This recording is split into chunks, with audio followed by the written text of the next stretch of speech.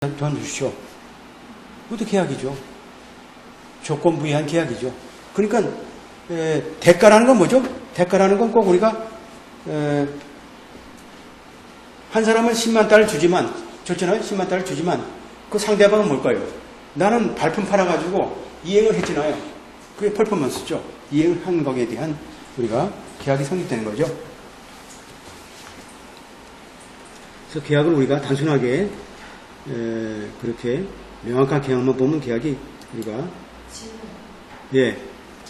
그러면 만약에 그날 바로 이행하지 않고 그렇게 지문식으로 이벤트 기성을 했을 때 네. 그날 바로 이행하지 않고 또 다음 날에 이행했다고 하면 그것도 돼요. 그건 뭐냐면 이제 한마디로 청약자는 무한정 그 기간을 주자. 언제까지? 라고 얘기하죠. 그냥 오늘 저 멍청한 사람이 10만 달러 줬는데 예를 들어서 그냥 하는 사람을 하게 되면 뭐 하지 마요. 뭐 하지 마요.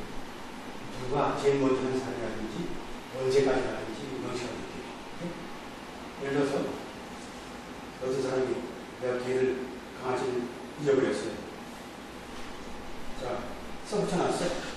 이 우리 집 강아지를 발견해서 주인한테 돌려주는 사람한테 20만 원을 주겠다. 근데 뭐 열심히 찾는 사람도 있겠죠. 그러니까 우연하게 찾는 사람도 있고, 그러니까 우연하게 찾고 이 사람이 실제로 이 개가 실제로 이 사람이 20만 원을 줄 것이라는 것도 생각 못하고 우연히 찾은 사람이 그 주인한테 줬다 하면 어떻게 되죠? 그럼 줘야 돼. 내가 뭐라고 하더래요. 그런 것은 이제 일반 대다수의 사람들한테 특정인이 일방적으로 내거는 계약이기 때문에 그걸 이해하는 자는 상대방은 무조건 그죠? 청약자가 돈을 주게 되겠죠. 이런 것이 이제 우리가 계약의 한 형태라고 볼 수 있어요. 그래서 여기서 뭘까요? 자, 대가에서 만든 계약이 그죠? 법의 문제에 해당되는 거죠. 한마디로 자, 이 계약 자체가 어떤 법의 문제가 될 것이냐라는 거죠. 그래서 우리가 클래식 포뮬러가 있어요. 정말 고전적인 어떤 공식이죠. 한마디로 대가에 대한 다른 개념인데 주로 이제 유명한 이제 올리버 웬델 홈스라는 여러분들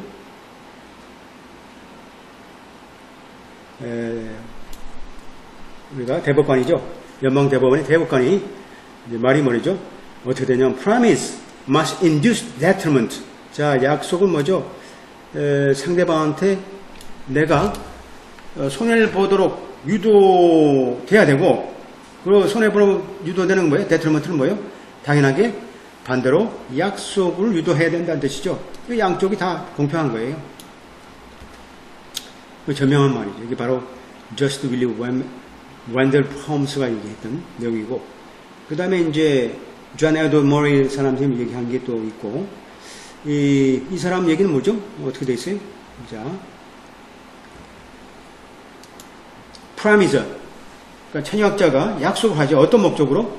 자, 상대방으로 하여금, 승낙자로 하여금 손해를 유도하도록 하는 목적으로 약속을 한 경우, 당연하게 그 손해를 목적으로 한 그 내용을 약속으로 우리가 유도를 하는 거죠. 하지만 이 청약자가 뭐예요?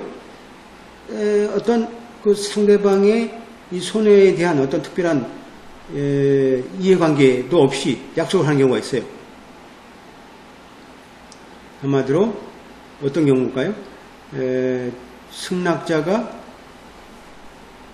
한마디로 약속된 선물이나, 그러니까 증여죠.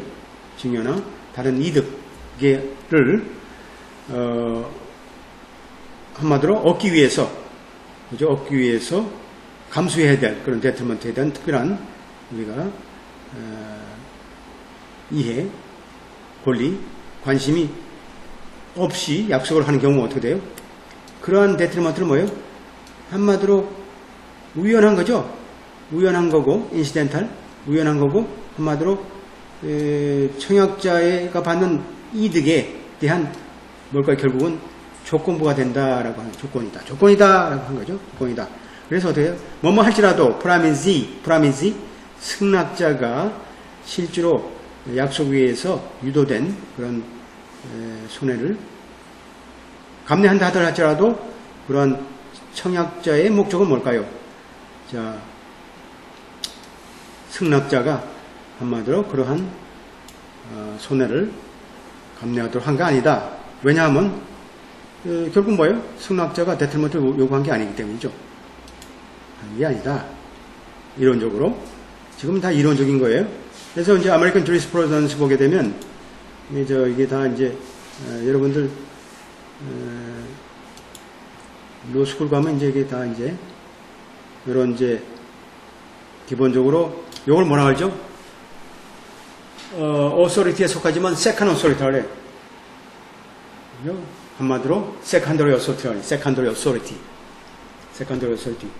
사실상은 이제 우리가 미국의 커먼로 자체라는 게 기본적으로 이 판결문에 이러한 사이테이션 자체가 아메리칸 주리스프루던스는 한마디로 주로 논문이라든지 그죠? 법을 연구한 내용들을 우리가 집대성한 그런 데이터들인데 이러한 내용들을 우리가 여기서 판사가 인용한다는 얘기는 세컨더리죠.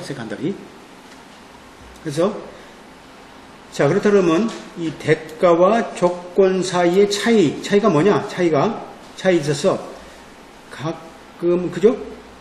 자주 어렵다는 얘기죠. 결정하기가 그 조건의 내용이 소위 약속의 조건의 내용이죠. 내용이 그 뜻이 요구를 하는 건지 의미하는 건지 소위 그죠? 대가에 대한 요구를 의미하는 건지 혹은 단순히 무료 약속에 대한 단순한 조건을 얘기하는 건지 그 내용만 봐서는 어렵다. 그래서 결국은 결론적인 검증은 아닐지라도 그런 그죠? 결정하는데 그죠? 도움이 되는 게 뭘까요? 그 약속의 그 해석이라는 게 더 합리적인 한가 결정함에 있어서 뭘까요? 먼저 뭘 조사해야 되냐면 whether occurrence of condition 조건이 발생하는 거죠. 조건의 발생이 결국은 조건이 발생하게 되면 뭐요? 결국은 청약자한테 이득을 갖다 주는 건지 우리가 먼저 살펴봐야 되는 거죠. 그렇다 그러면 뭘까요? 이건 공정한 추론이 될 수 있다. 그러한 발생이라는 것은 뭐죠? 한마디로 고려로 대가로서 우리가 요구되는 것이다. 대시다. 지금 이 얘기를 왜 정확하게 하는 거냐면 에그라이트를 뭐죠? 우리가 펜시에서 무료로 갖다 썼지만 바꿔놓게 되면 엑슬라이트 아메리칸 AC 쪽에서 처분 비용이 엄청나게 많이 드니까 무료로 준 거 아니에요. 그리고 서로 이제 맞은 거고 그렇다 그러면 뭘까요? 이거 설사 무료로 줬다 하더라도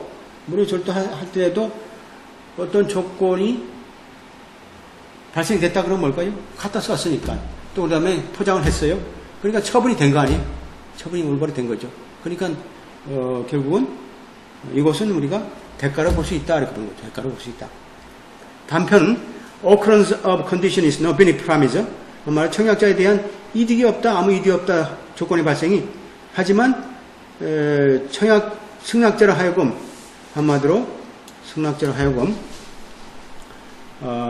한마디로 이 증여를 그죠? 이득을 본 경우 또 한 경우 뭘까요? 사건의 발생에 대해서 그 약속이 조건인 경우 이것은 뭐예요? It's not properly construed. 대가가 아니다 라고 이제 보는 거죠. 대가가 아니다. 한마디로 단순하게 승낙자에 대해서 받는 어떤 사건에 대한 발생이 결국은 조건부에 의한 경우 그것이 그 약속에 신뢰해서 승낙자가 우리가 한 경우에 그래서 이제 이것이 바로 아메리칸 주리스프루던스에 나오는 그런 내용이에요. 그대로 참고로 하고 그렇다 그러면 그대로 여기 쭉 이제 내용이 그대로 나오죠. 보면 뭐 여기 주저주절이 나오죠. 뭐 여기도 이제 이거 secondary authority예요. 자, restatement second contract, section 7.1 comment C. restatement죠. restatement 여러분 배워요? 이제 contract도 배울 것이 뭐죠? restatement 배워야 되죠. 보게 되면 뭐 차이가 있죠. bargain과 소위 협상과, 그죠? 협상과 gift, 증여 사이의 차이는 뭐죠? 뭐냐면 상대방 당사자 사이에 뭔가 동기, 그죠? motive, 동기, 한마디 의도죠. 동기 의도에 따르다. 그래도 차이를 또 설명한 게 뭐죠? consideration과 conditional gift 사이에 어떤 경우에 대가가 없냐면, 자, promise who promised to excavating work for preschool being built by XY. 자, 전처죠. 전처에 의해서 건설되는 유치원에 대해서 이제 소위 발굴, 땅을 파는 작업을 해주겠다고 한 소위 청약자가 사실상 전처의 그 재료비에 보상을 받는 거에 대한 이득이 없는 경우, 이득이 없다 해줬는데 이득이 없는 경우는 뭘까요? 한마디로 대가가 없는 걸로 보는 거죠. 대가가 없다. 그래서 우리가 이 심리 내용을 판단함에 있어서 우리는 원심의 판단에 반대한다 하는 거죠. 뭘 반대하냐면 allegation of complaint show only American Ash made a conditional gift of acolyte to Fancy 라고 주장한 어떤 이제 소장에 보면 어떻게 되어 있어요? 아메리칸 애쉬가 결국은 조건부 증여를 했다. 에글라이트의 조건부 증여를 했다. 팬시에 조건부 증여를 했다는 원심 판단의 내용은 잘못됐다라고 한 거죠. 잘못됐다. 판단은 잘못됐다. 그래서 팬시는 뭐를 주장했죠? 팬시는 뭘 주장했냐면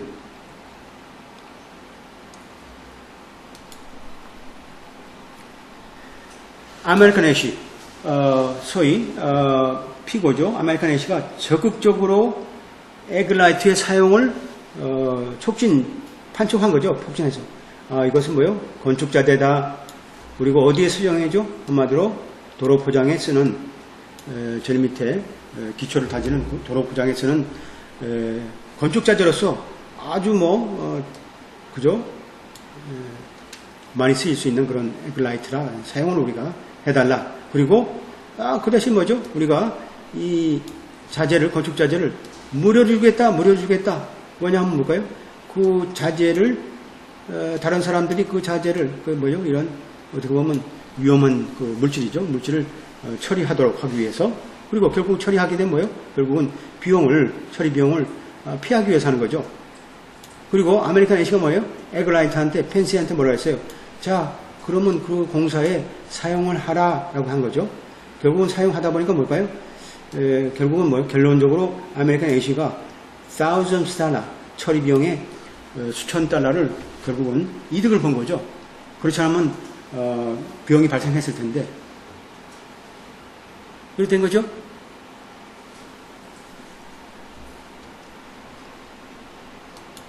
그렇다 그러면 자 우리가 이 주장을 받아들임에 있어서 사실로 그리고 호메시안 formula for consideration.